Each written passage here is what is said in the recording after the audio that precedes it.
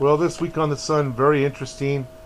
We've had several smaller flares, some of them Earth directed. I always find it intriguing how when the Sun goes reactive, it seems like it spreads to the other active regions. You just don't have one active region go off. You have all active regions become more and more unstable and reactive. What is it about a single sunspot that can then set off a wave of reactivity across the surface of the Sun? And again, to me, it comes back to a couple of things. But one of them, there is a field of study called solar seismology, where the Sun actually puts out waves, just like an ocean would put out waves. Those waves travel over the surface of the Sun. Some of them are shock waves, some of them are plasma waves, and they disrupt the magnetic connections in these loops. Now, I want you to notice how complex these loops are. There's a lot of twisting, a lack of uniformity per se, and also the glowing reaches out further into the corona than we're used to seeing from 10, 11 years ago. Well, there's more particles in the corona that act like a neon light. So they light up these loops further and further away from the Sun. They become more visible. But as when you touch off a detonation in an active region, it does send out magnetic particles, pressure waves, sonic waves, and plasma waves that act more like an oceanic water kind of a structure. And so then those dissipate over the surface of the Sun, creating a lot of disruptions. Now, you're looking now downwind of the second Sun. the second sun is off to the left and up to the upper left. But you can see that the filaments don't really grow real fast on that horizon or that side of the sun, but as they turn into the fast solar wind, you can see filaments rolling up and building up and making those dark, long filament lines. And when they get to where the wind is fastest, the second wind is fastest, they have a tendency to want to lift off. But here you see some filaments rotating into the shielded region, the protected region, and they stay pretty much stable once they get into this pocket. Like a boulder in a stream, you get behind the boulder, this stream does not run so quickly. So, and again, what we notice about the surface plasma on the sun is that these loops are behaving according to a pattern.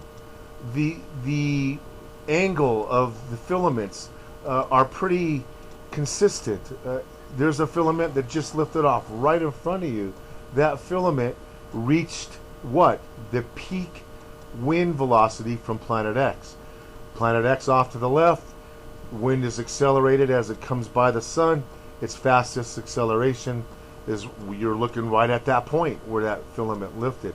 As these filaments turn into that wind, they swell up, kind of like a parachute in the wind. Now we go to a different instrument that we're going to try to measure these particles, and you can see swarms and swarms and swarms of particles. Some of those come from the sun. We had a CME, they call it a proton event. Mind you, protons are supposed to be invisible, and they're not supposed to light up. But when protons collide with other things, they will light up, or when they capture electrons. So anything having to do with an electron creates light, which is why they say protons don't emit light. But you see the swarming of particles into the corona, and that's what happens when you have outgoing particles cross-secting or running into a second wave of particles. Now they call the second wave of particles, they've identified it, they've admitted to it, they call it interstellar wind, but it can't be interstellar if it's already in our solar system. It's interplanetary. And so I just basically wanted to capture these patterns because they're predictable and they play out over and over. Here you see a filament doesn't build very fast. You see that twirling tornadic region, looks like a tornado. It doesn't build very quickly. But when you look at the shape of these darker filaments, it almost looks like there's a wind coming from the upper left, pushing to the lower right, creating curvatures and arcs and bending these filaments to like a windsock would do in certain instances. And we look at these active regions because next to them there's always a buildup of plasma that are nearby anything that's very active. Even coronal hole streams have building filaments, and here's a filament building right before your eyes. But notice it doesn't mushroom out. And so what we're seeing is these active regions are pulling in particles from the corona and forming filaments right before your eyes. But meanwhile, you go to the other side of the sun and the filaments become thicker. They become more defined. They become more turbulent than they do on the other side of the sun. Why? Because this side of the sun is facing planet X and facing the second wind. So I find these close-ups of the sun quite intriguing, and you see the electrical display that's going on within these active regions. And I love the 171 angstroms. It's 17 nanometers. This is really intense ultraviolet. This is ionizing ultraviolet. This is ultraviolet that destroys DNA if your DNA is exposed to this high-powered ultraviolet. But again, what we see is a lot of complexity to these loops and a lack of uniformity. The lack of uniformity is because of a second magnetic field. And when you in a laboratory, when you recreate a electron loop, you can get that electron loop to twist upon itself simply by introducing an external magnetic field causes the loop to twist. So we've had several Earth-facing ejections, and we're going to look now as we approach the downstream portion of that solar wind. We're going to start seeing the winds running a little faster. In another month, the winds will be, not bottoming out at 350, but more like bottoming out at 450 kilometers a second. We're going to see greater magnetic storms. The auroras on the 171 angstroms are going to be more brilliant and extending out into the corona more, just because our viewing angle will be prime. It'll be a prime viewing angle when you push your way into parts of this downstream portion of the focusing cone. The focusing cone is particles that are redirected by the sun and focused to the other side of the sun. Now, early on in the month, we showed you this image of the corona. This image of the corona, when you're staring at the sun right now, as you're staring at this picture, the planet X is off to the upper left, and most of the particles are coming in from the upper left. You see a perfectly defined focusing cone. Well, how quick that shifted as we started passing into that focusing cone. You started to lose the specificity. You started to lose the actual arms, because instead of looking at the focusing cone from afar, you're actually traveling into it and creating more of a cloud or a disk than you are an actual hourglass focusing cone.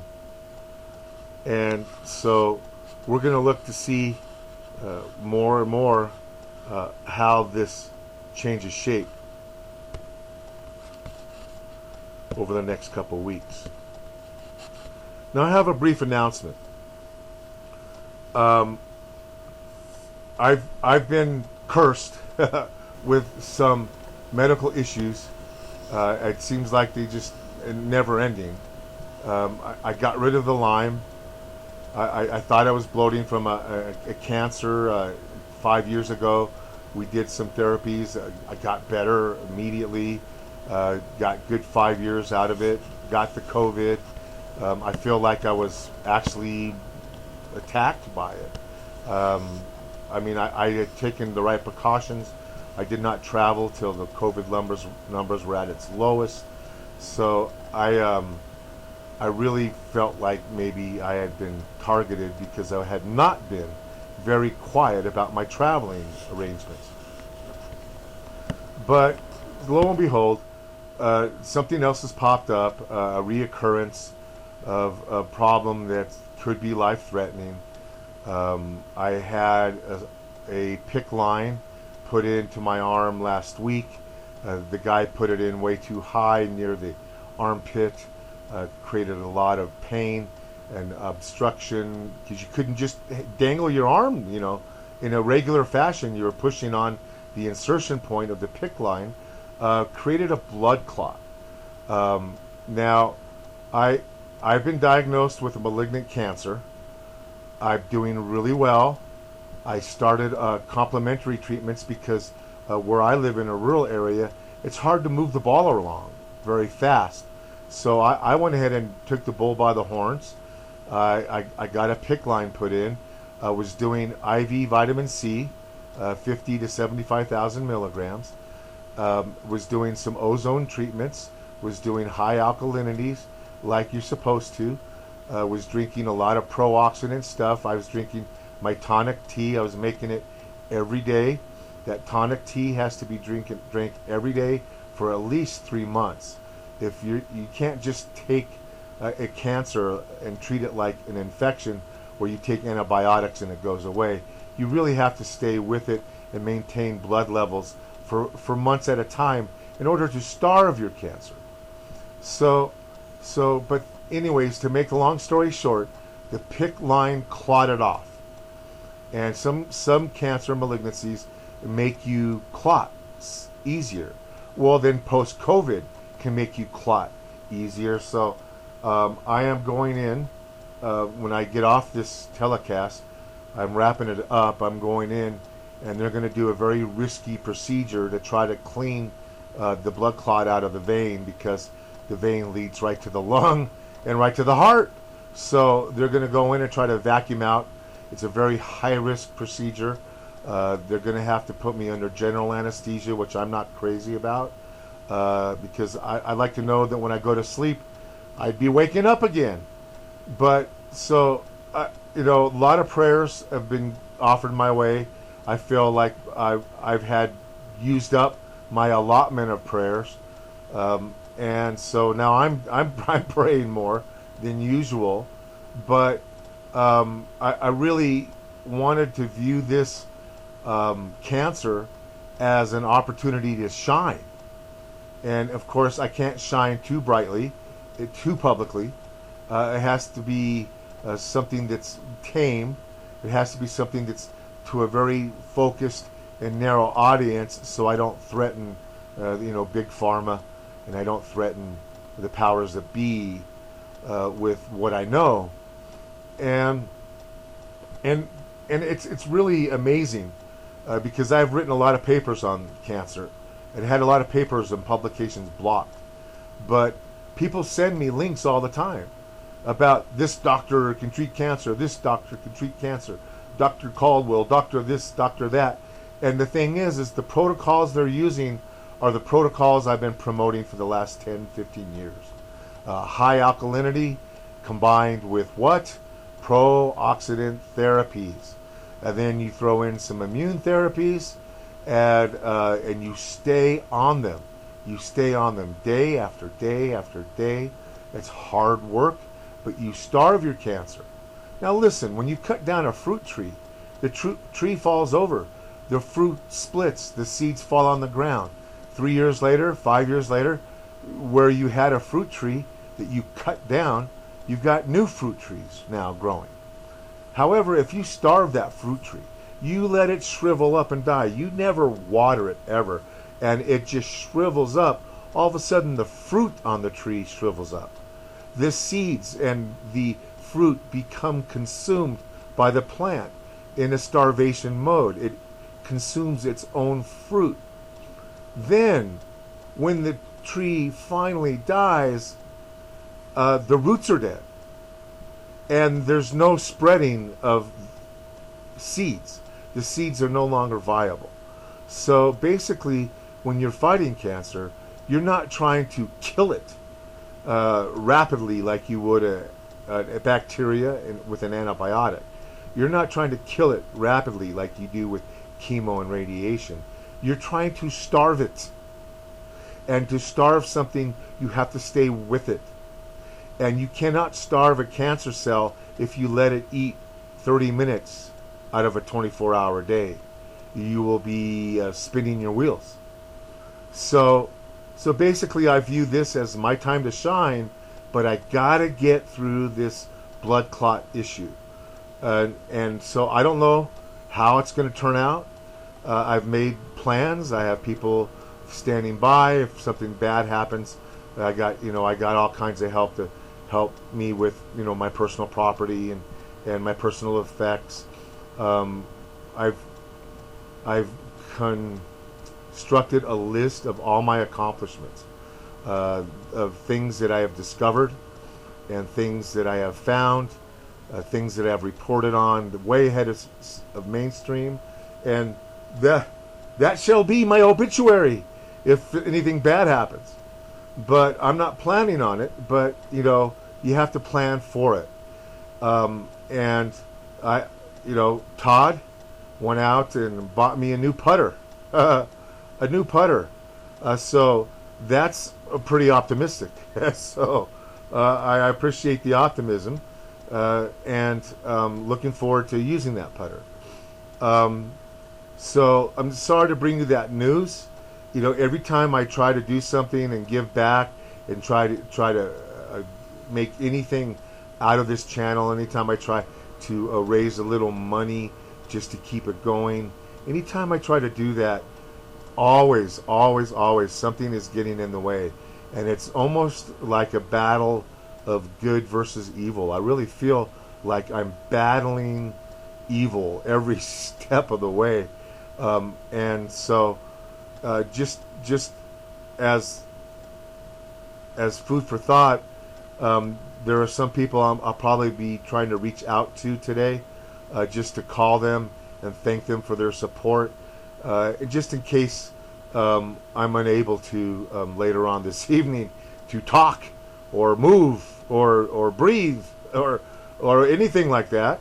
So until next time, and I do believe there'll be a next time, but until next time, you guys get prepared, pull together, stay positive, put your ear to the ground, keep your eyes to the sky, know what's coming, fear mankind before you fear the solar system, but respect the solar system, respect it. And until next time, be prepared, not scared.